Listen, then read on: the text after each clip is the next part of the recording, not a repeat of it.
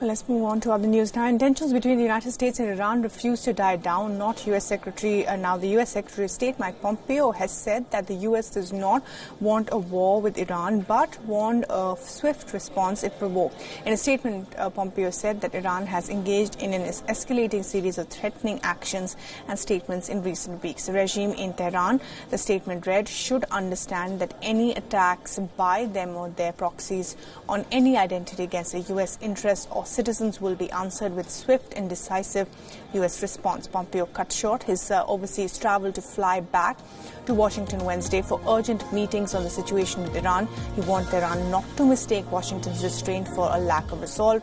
Pompeo issued his statement after the U.S. sent a Navy strike group and a bomber into the Persian Gulf, citing specific and credible threats against U.S. forces. The commander overseeing U.S. naval forces in the Middle East has said that a threat from Iran will not prevent him from sending an aircraft carrier through the vital Strait of Hormuz if needed. Vice Admiral Jim Malloy, however, did not say whether he would send the USS in Lincoln carrier strike group into the strategic waterway of Iran. A fifth of oil consumed globally passes through this waterway.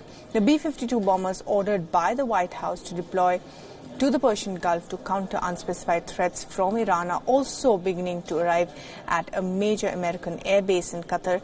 Images released by the U.S. Force show the B-52 bombers arriving at the Al Uqaid air base in Qatar.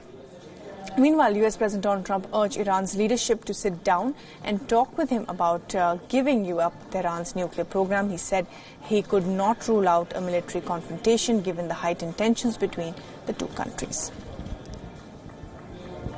We have one of the most powerful ships in the world that's loaded up, and we don't want to have to do anything.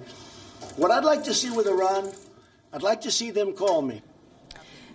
The Iranian President Hassan Rouhani recently announced that his country will scale down its commitment to the 2015 Iran nuclear deal. Iran's move comes a year after U.S. President Donald Trump unilaterally pulled out of the deal. He followed up with a new wave of strict sanctions on Iran, forbidding any company in the world from conducting business with it. This should never happen.